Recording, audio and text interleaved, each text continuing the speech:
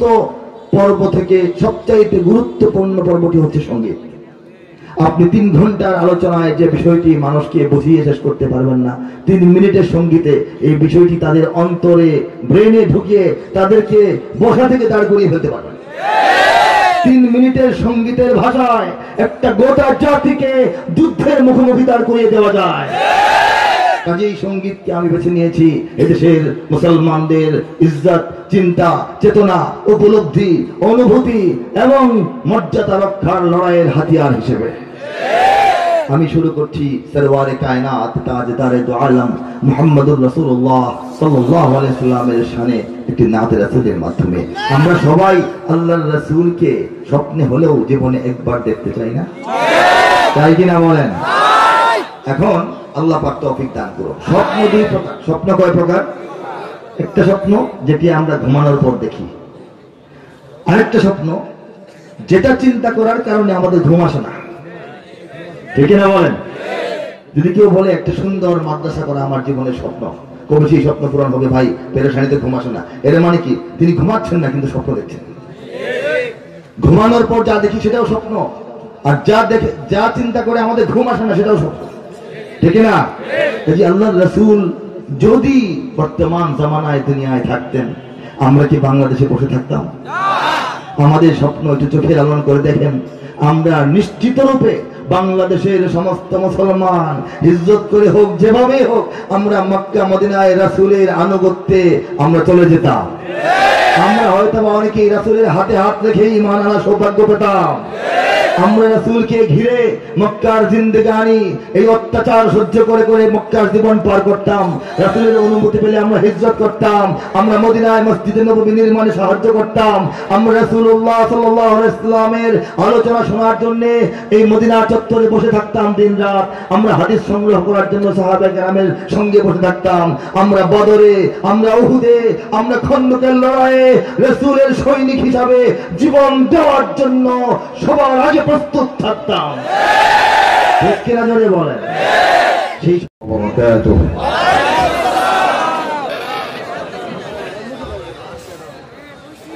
আলহামদুলিল্লাহ আলহামদুলিল্লাহ নাহমাদুহু ওয়া নাস্তাঈনুহু ওয়া নাস্তাগফিরুহু ওয়া নু'মিনু বিহি ওয়া নাতাওয়াক্কালু আলাইহি ونعوذ بالله من شرور أنفسنا ومن سيئات أعمالنا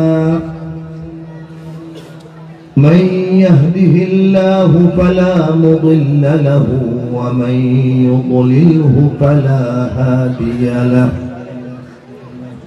ونشهد أن لا إله إلا الله وحده لا شريك له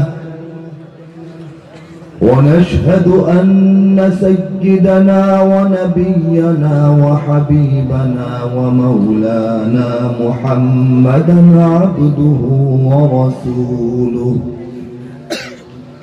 صلى الله تعالى عليه وعلى آله وأصحابه وبارك وسلم تسليما كثيرا كثيرا. أما بعد فأعوذ بالله من الشيطان الرجيم. بسم الله الرحمن الرحيم. يريدون ليطفئوا نور الله بأفواههم والله متم نوره ولو كره الكافرون. صدق الله العظيم. আজকের এই সুন্দর, সুবিশাল, সুবিন্যস্ত, সুসজ্জিত মাহফিল আবেদ আলী ব্যাপারী বালিকা দাখিল মাদ্রাসা ও মসজিদ এর উদ্যোগে ওয়াজ এবং দোয়ার মাহফিল। সবাই বলে আলহামদুলিল্লাহ। এই মাহফিলটির যিনি সর্বজন সম্মানিত সভাপতি, আপনাদের এলাকার প্রথমত সন্তান, আপনাদের প্রতিনিধি, আপনাদের পৃষ্ঠপোষক, অভিভাবক এবং সর্বোপরি আপনাদের আত্মনিবেদিত সেবক জনাব মোহাম্মদ মুশাররফ হোসেন, আপনাদের এই অঞ্চলে, এই এলাকার সম্মানিত কাউন্সিলর মহোদয়, প্রধান মেহমান জনাব মোহাম্মদ আজিজুর রহিম চৌধুরী, যার নামটি লেখা দেখতে পাচ্ছি, মাননীয় ব্যবস্থাপনা পরিচালক, new Asia group, JM fabrics limited. এছাড়া আমি সবার নাম উল্লেখ করছি না, আমন্ত্রিত সমস্ত মেহমান, সমস্ত উলামায়ে কেরাম, উপস্থিত রাজনৈতিক, সামাজিক, সাংস্কৃতিক, বাণিজ্যিক ব্যক্তিবর্গ, নেতৃবৃন্দ, আজিজ তলাবা, স্কুল, কলেজ, ইউনিভার্সিটি, পূর্বে বলেছি, এবং মাদ্রাসা, সকল প্রতিষ্ঠানের ছাত্র বন্ধুরা, দূর থেকে অথবা পর্দার আড়াল থেকে যারা শুনছেন, আমার অতি শ্রদ্ধার, ভালোবাসার, স্নেহের মা, বোন ও কন্যাগণ, বিভিন্ন অঞ্চল থেকে আগত এই মাহফিলে সমবেত দেশ দরদি, দিন দরদি, আল্লাহ এবং রাসূলের প্রেমিক তাওহীদি জনতা, আমার ব্যক্তিগত তরফ থেকে এবং মাহফিল আয়োজকদের পক্ষ থেকে আপনাদেরকে জানাই আন্তরিক মোবারকবাদ এবং অভিনন্দন। আমরা সবাই অন্তর থেকে বলি আলহামদুলিল্লাহ। মূল আলোচনা শুরু করার আগে আমি একটা বিষয় পরিষ্কার করে নিচ্ছি। কোন একটি মাহফিলে যখন উলামায়ে কেরামকে আমন্ত্রণ করা হয়, তো সেই মাহফিলে কি ধরনের বয়ান বা ওয়াজ হবে, এটার অনেক রকম সুযোগই থাকে। যেমন শুধু কুরআনের আয়াত অথবা কোন সূরা নিয়ে যদি তাফসীর করা হয়, পূর্ণাঙ্গ একটি বয়ান হতে পারে, ঠিক কিনা বলেন?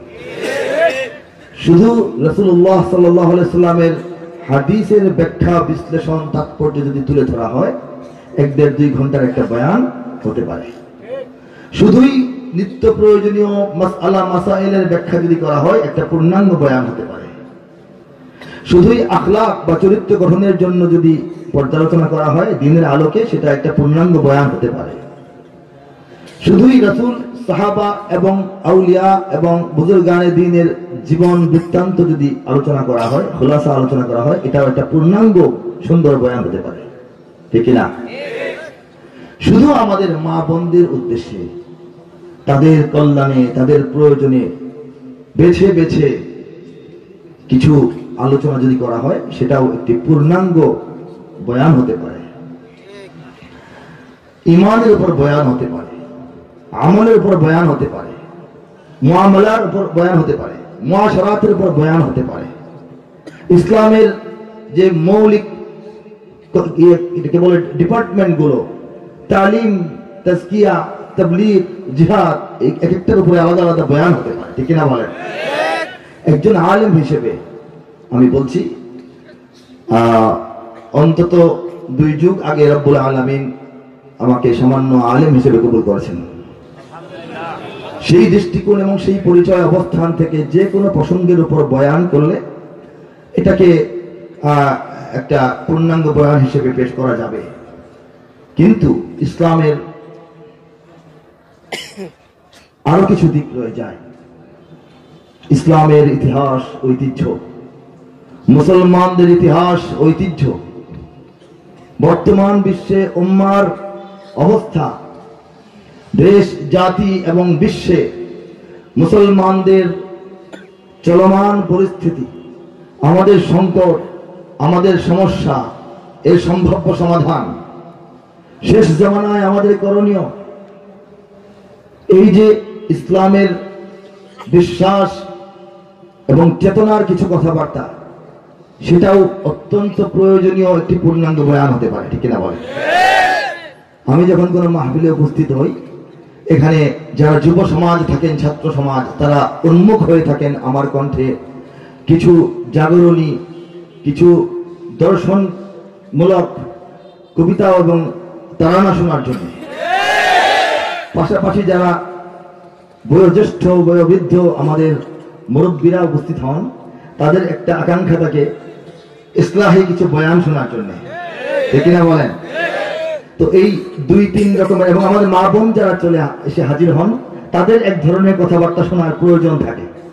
এই সব প্রয়োজনকে এক দেড় ঘন্টার মধ্যে সমন্বিতভাবে পেশ করতে গেলে তখন দেখা যায় যে সবারই অতৃপ্তি থেকে যায়, ঠিক না? এটা প্রাসঙ্গিক কথা। কাজেই আমি এই জায়গাটায় এসে একটা বিব্রতকর অবস্থায় পড়ে যাই। কিন্তু আমি বলতে চাই, অনেকের ধারণা যে আমি একজন গায়ক বা শিল্পী, আসলে মোটেও এটা নয়, মোটেও এটা নয়। একজন শিল্পী বা গায়ক তিনি, যাকে আল্লাহ পাক শুধু গলা সুন্দর সুর দিয়েছেন, তিনি চমৎকার চমৎকার ভালো ভালো গান সংগ্রহ করেন, অন্যের লেখা গানও সংগ্রহ করেন, মানুষকে গেয়ে শোনান, তার গলা সাহায্য, ঠিক না? কিন্তু আমি আলেম হওয়ার পর বিগত 24 বছর ধরে ইসলামিক কবিতা এবং সঙ্গীতের পথে কেন সময় দিচ্ছি, এটা একটু বোঝার ব্যাপার। আল্লাহর দুনিয়ায় সৃষ্টি শুরু থেকে আজ পর্যন্ত মানবতাকে, বিশেষ করে যুব সমাজকে আকর্ষণ করার জন্য, তাদের মধ্যে কোনো চেতনার বিস্তার ঘটানোর জন্য, তাদের চিন্তার খোরাক তাদের মাথায় ঢুকিয়ে দেওয়ার জন্য, তাদেরকে মিথ্যা থেকে সত্যের পথে এসে দণ্ডায়মান করিয়ে দেওয়ার জন্যে সংস্কৃতির চাইতে শক্তিশালী আর কোনো মাধ্যম ছিল না। সেই সংস্কৃতির মধ্যে অনেক কিছু আছে, কবিতা আছে, সাহিত্য আছে, লেখালেখি আছে, নাটক আছে, আর চলচ্চিত্র, এই সবগুলি মিলেই নাকি এই সংস্কৃতি দাঁড়ায়। হ্যাঁ, কিন্তু এই সংস্কৃতি